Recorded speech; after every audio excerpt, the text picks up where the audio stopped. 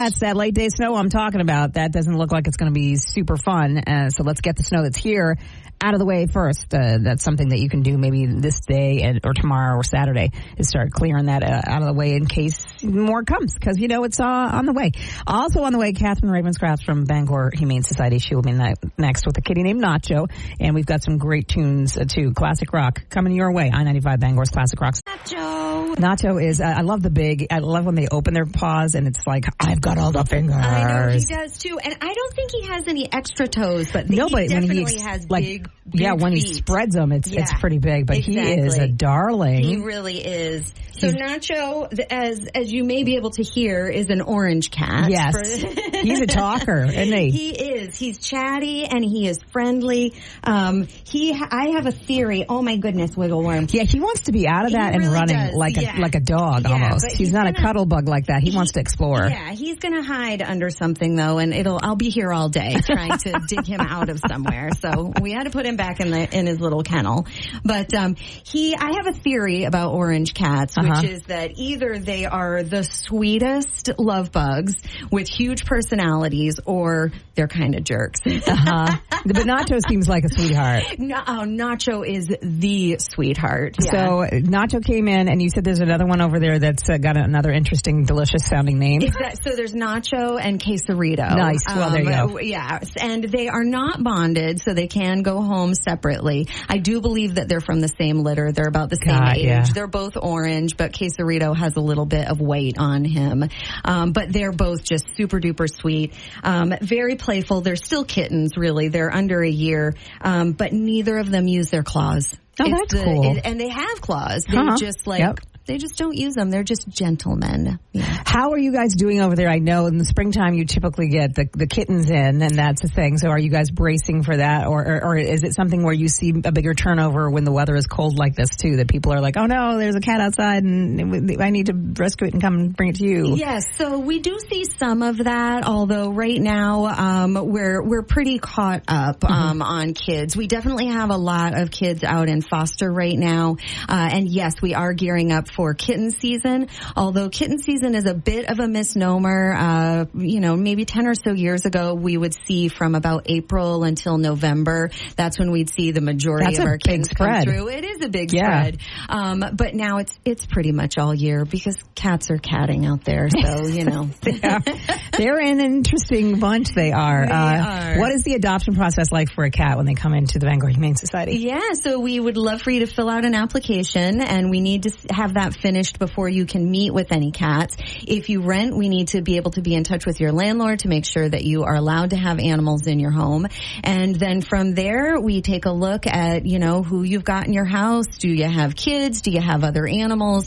And what are the specific needs of the cat that you might be looking at? And then once we dot all the I's and cross the T's in terms of like the black and white match, then we can set you up for a meet and greet so that you can snuggle and make sure it's the right fit, and then off you go. It's pretty simple. Because you guys do a lot when you take in a cat. There's a process where you're looking for information on the medical history as best you can and get it, as the compatibility issue. So when somebody comes in and they find somebody that maybe they like, that they look the looks of, and they want to apply for it, what information are you able to bring to this person about the background? Because I know sometimes you know and sometimes you don't. Yeah, and with cats, honestly, a lot of times we don't. But when we have a cat that is surrendered to us, we ask the former owner to fill out a surrender profile so that we have as much information as possible. And then, of course, even with the strays, we interact with them so much that we kind of get an idea. We may not be able to say whether they're going to be okay with dogs, but we kind of have an idea of how they're going to react around other cats. Not that there's direct interaction, but there's cats in all the other kennels around them. So are they hissing? Are they hiding a lot? All of that stuff sort of plays into it. And then absolutely we give a full medical evaluation. We're doing spay and neuter surgeries if those are necessary. So you're going to go away with as much information as we can possibly provide you. Excellent. As far as if people want to find out more, you've got a website and a Facebook page, correct? Website, Facebook. We're on Instagram. Instagram too. We do have TikTok, although I'm not so good at the TikToking. So you and me both, lady. I stay right off of TikTok if I can. Exactly. So we don't have a whole lot that's current on there right now, but it's always fun to take a look at pet videos. Yeah. And if people are thinking about maybe coming and adopting a cat, maybe it's their first time, what should they have in place when they come to get this cat? If everything works out, what are some of the things they want to make sure that they can kind of have in store? Yeah, you want to make sure that you have a litter box, and we will send you away with a small bag of the food that they've been eating so that you can slowly phase them out of that kind of food if you're not going to continue to feed that particular brand.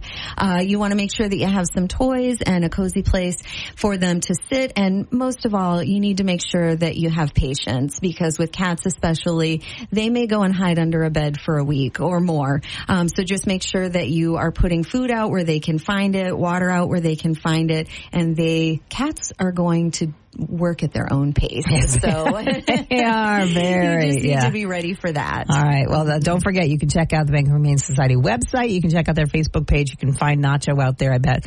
So far, he's been a darling. So he's just kicking it right now. He is. He's really chill. Yeah. I like that, because I've seen some really not chill cats before that have made me go, wait, hang on a minute. Yeah. You stay over there, but Nacho's cool. He can have free roam.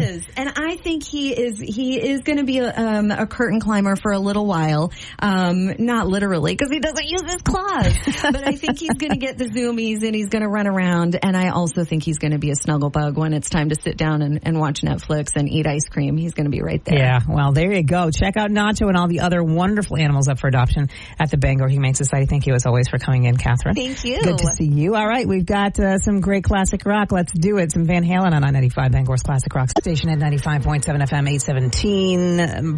Paul McCartney and Wings there, Live and Let Die. Nacho, the cat, was just in here. He's roaming around the other studio right next to me. I think he was just nibbling at poor Katie's little ankle. So what a cool cat that is. And again, you can find out more about Nacho and all the other wonderful animals up for adoption at the Bangor Humane Society. I was on there earlier. I'm missing my dog, so I was looking for a dog, but what can I say? I love pets, and I love that they treat pets so well, and that you can get them from right there. You know what else I think is really amazing is that there are people out there who on a regular basis donate blood.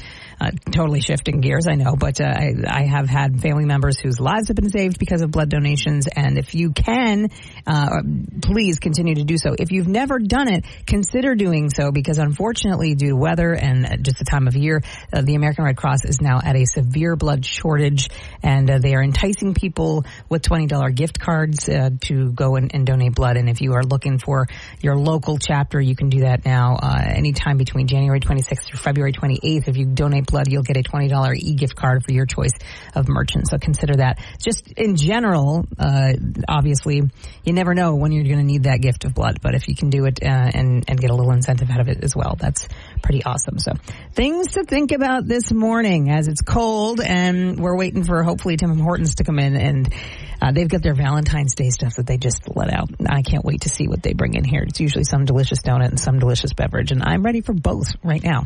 Coming back after the break, we've got some, the Stones and Guns N' Roses on I-95 Bangor's Classic Rock Station. 5 Bangor's Classic Rock Station. Start me up. Seriously, I'm looking for some coffee. Tim Hortons is coming in just a little bit. We're going to find out what's on their list. Actually, I have a list they gave me of their new exciting things. They have protein milk, which is exciting for those of us who don't eat right at all and probably should get some more protein. This you could add to anything, like a vanilla latte, a matcha latte, if that's your bag, chai protein latte. Yeah, they've got all that. And because in like 2 weeks, those of you who have sweethearts, will be thinking of Valentine's Day, they've got their Valentine's Day donuts. One of them is a ring topped with vanilla icing and pink sprinkles, of course. And then they've got their Valentine's Day Timbits. They're awesome Timbits that are sweet glazed and pink sprinkles as well. If you like the more decadent offerings, they have a chocolate raspberry donut as well, which is like a cake donut topped with raspberry and vanilla flavoring icings. All very, very good, and you can all get them right now because they launched yesterday. So I'm hoping they bring some of those in. I don't know how the Dubai chocolate stuff went because that's the newest big craze, and they had that for a while too. But that's what's kind of cool about Tim Hortons is they'll do all of these fun things. And by the way, if you're looking for some fun Valentine's Day ideas, they do have some themed merchandise in the stores. And that's, of course, on Audlin Road, Broadway, and in Brewer down the road as well. So when Kim gets here, and we find out what's going on, I will pass along my reviews to you as honestly as I can. It's probably going to be delicious, and thank God for coffee. That's usually how it works right there. So, Thin Lizzy on the way, some U2 as well on I-95 Bangor's Classic Rock Station. All right. So that being said, we're at a whopping 3 right now with sunshine here on the Acme Road in Brewer. Cori's Coffee Break coming up. We're doing black and white. That's the theme today on I-95 Bangor's Classic Rock Station.